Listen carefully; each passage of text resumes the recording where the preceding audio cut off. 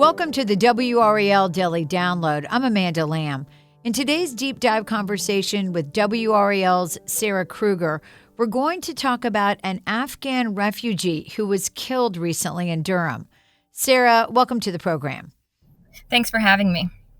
So this is a really sad story. I know this took place on December 30th on Holloway Street. Tell me what you know right now about what happened.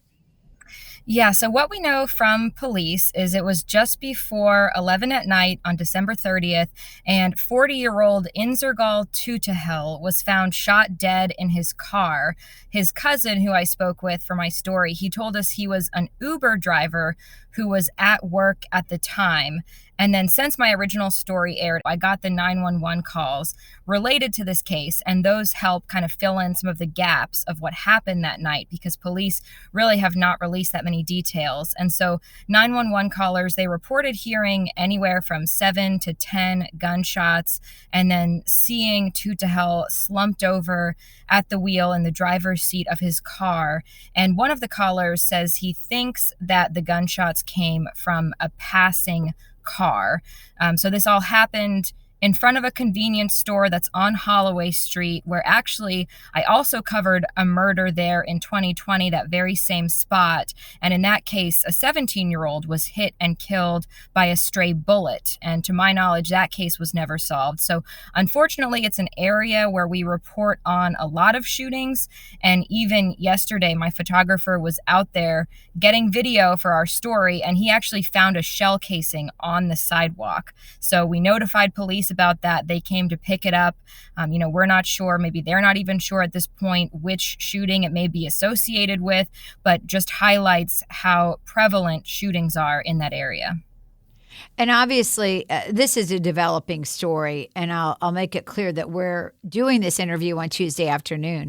But if anything develops before it airs, we will put that in the notes of the show so people will know what's going on. You know, there's so many layers to this, and I think one of the most important issues is what you mentioned, that he's an Uber driver. And so many people, especially people who come to this country from other countries, Uber is a way to make a living, and it's a service that so many of us use. So I'm sure you've reached out to Uber. What are they saying about this situation?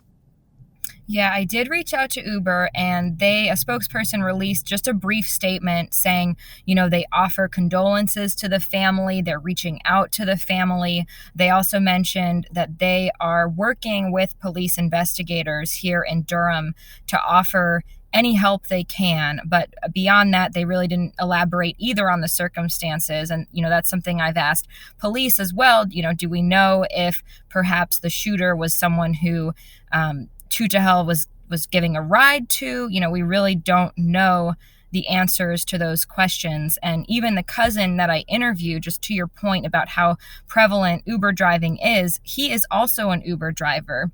And so he was saying after this, he is reconsidering his career. But it's something that he says he and his cousin, the victim, they actually always felt relatively safe being Uber drivers and just never could have imagined this.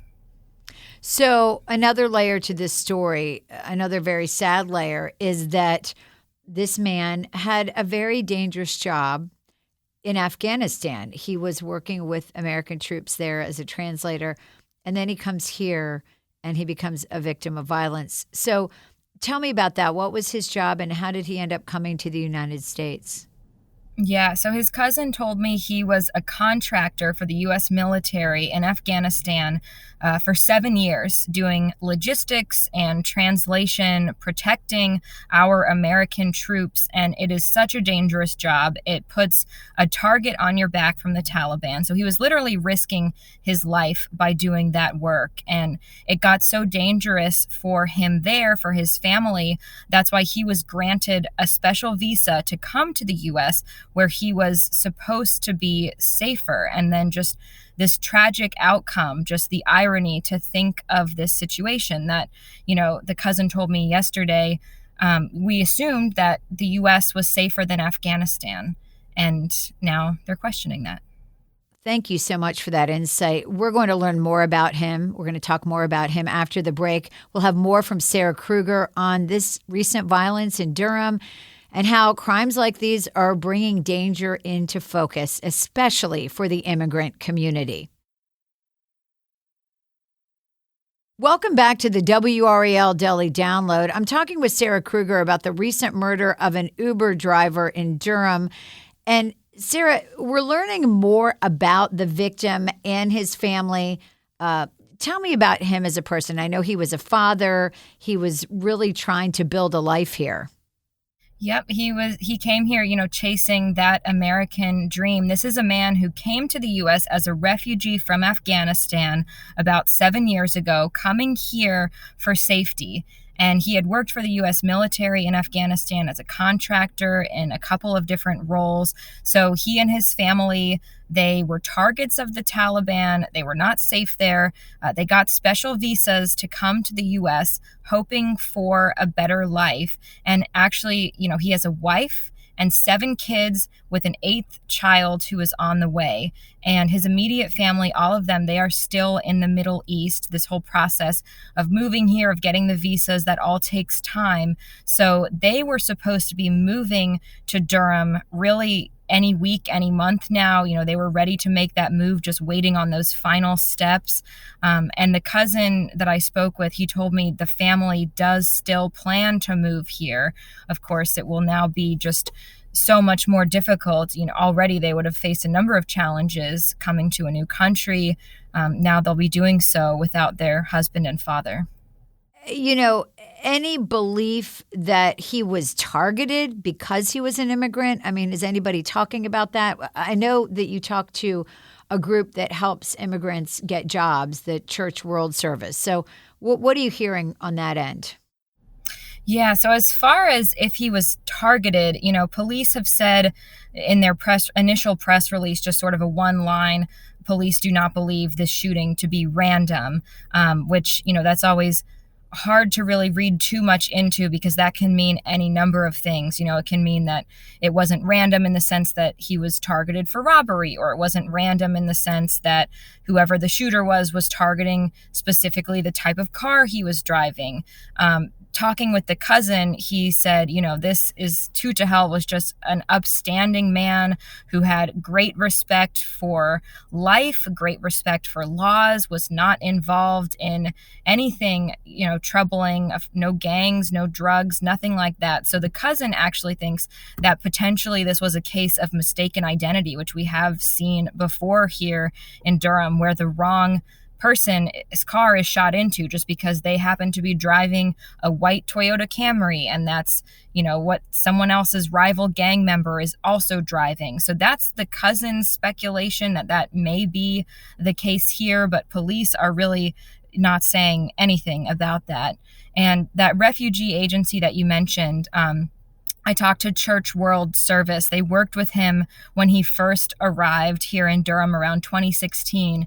They were helping him find a job, and I was in touch with the Durham office director. She sent me a statement just saying he was a bright light. She talked about how tragic this is, that he was building a new life here, working hard, really contributing to the local community, starting his American dream, and then that was all cut short.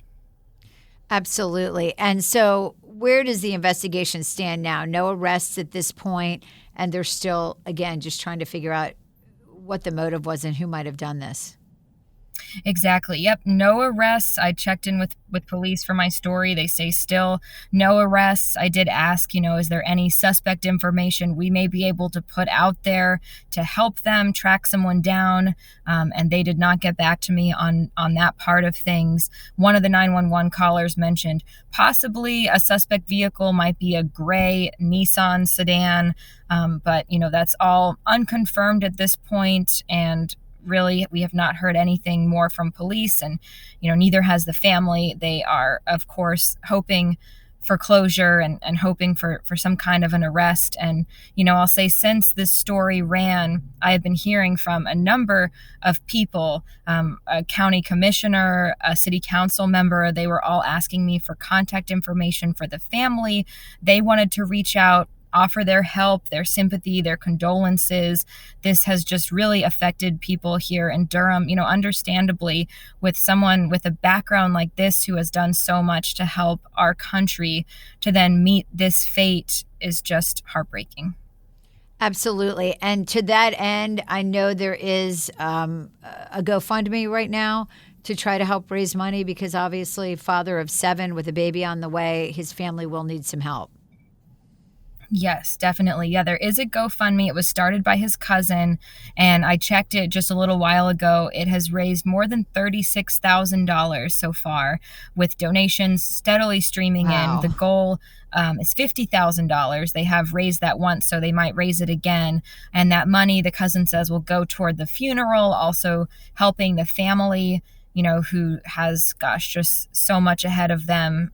Now a single mom raising soon to be 8 kids. And, just one other tragic thing about this whole story is just talking to the cousin, getting the sense of like, this was Totakhil's dream to be in America, to be an American. And he had just become a U.S. citizen only a few weeks before he was murdered. Wow. So this is just a sad footnote, unfortunately, to a life that up until this point was well lived. And hopefully the investigators will figure out exactly what happened. Well, Sarah, thank you so much for sharing this story with us and your reporting and your insight. And thank you for listening to the WRAL Daily Download and making us part of your morning routine. Another great way to get WRAL news is the Morning Briefing newsletter. It's a daily email waiting in your inbox every morning with Triangle news, events, and headlines to get you ready for the day. Sign up at WRAL.com/newsletter.